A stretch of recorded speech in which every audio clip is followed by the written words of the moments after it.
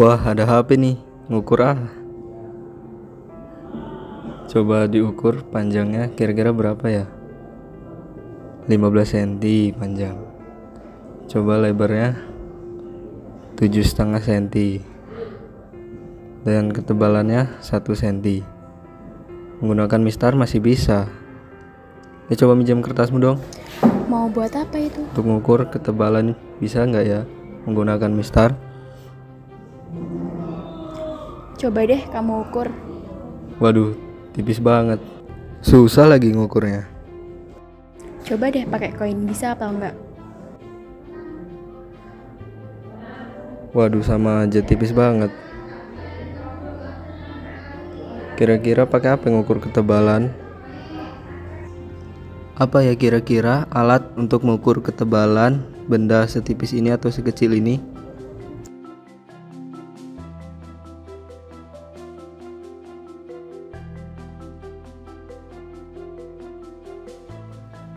Nah, bagaimana?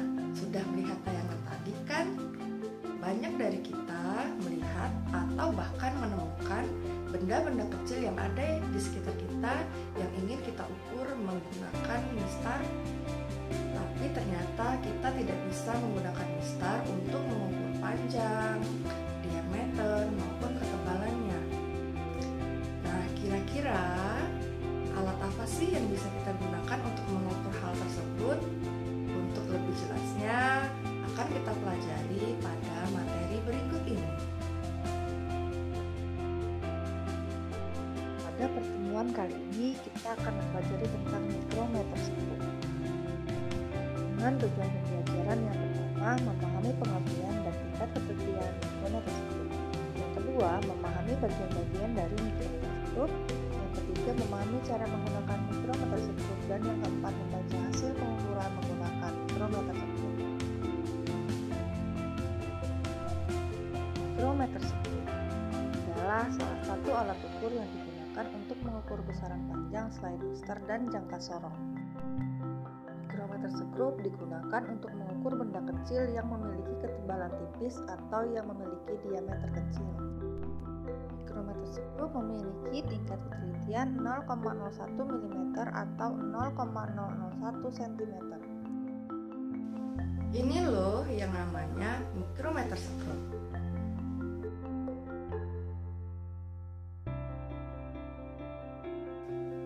Bagian-bagian dari mikrometer sekup yaitu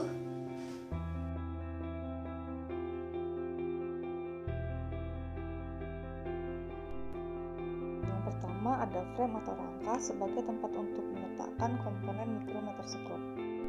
Yang kedua, anvil atau poros tetap sebagai penahan benda yang akan diukur.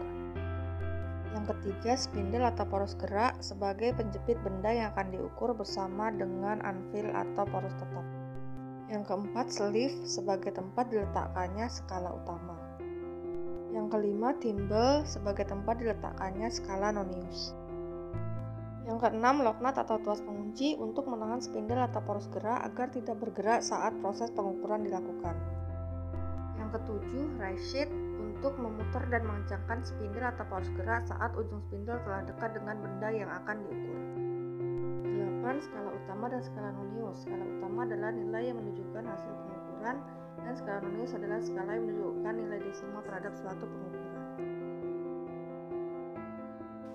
yang selanjutnya adalah bagaimana sih cara menggunakan mikrometer sekup. Yang pertama, pastikan locknut atau tuas kunci dalam keadaan terbuka. Yang kedua, cek skala utama dan skala nonius apakah sudah menunjukkan angka 0 saat poros tetap dan poros geser bertemu.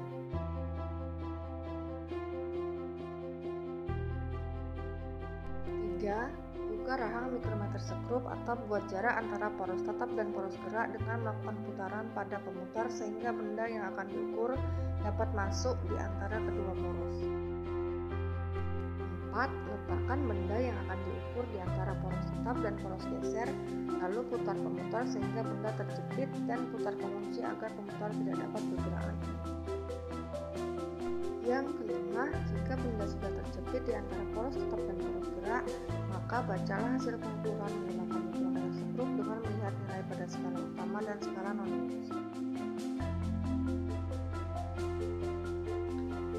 Yang terakhir adalah bagaimana cara membaca hasil pengukuran menggunakan mikrometer sekrup. Hasil pengukuran mikrometer sekrup sama dengan skala utama ditambah skala non-minus dikali dengan tingkat ketelitian. Jika benda yang akan kita ukur menggunakan mikrometer sekrup sudah seperti gambar, maka langkah pertama adalah cek nilai pada skala utama.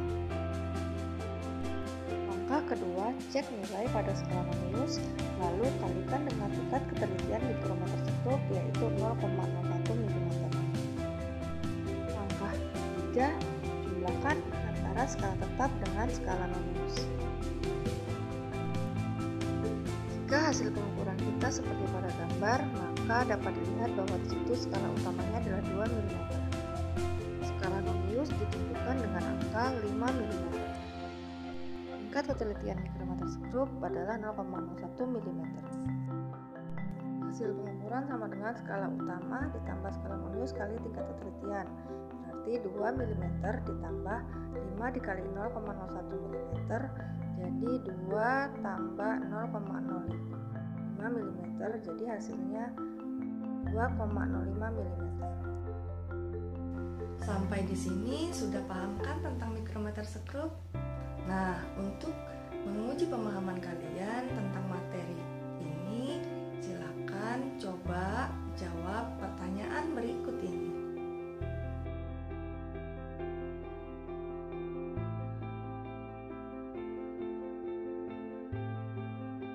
Sekian penjelasan kali ini. Semoga penjelasan ini dapat memberikan manfaat bagi kita semua. Salam pelajar Pancasila.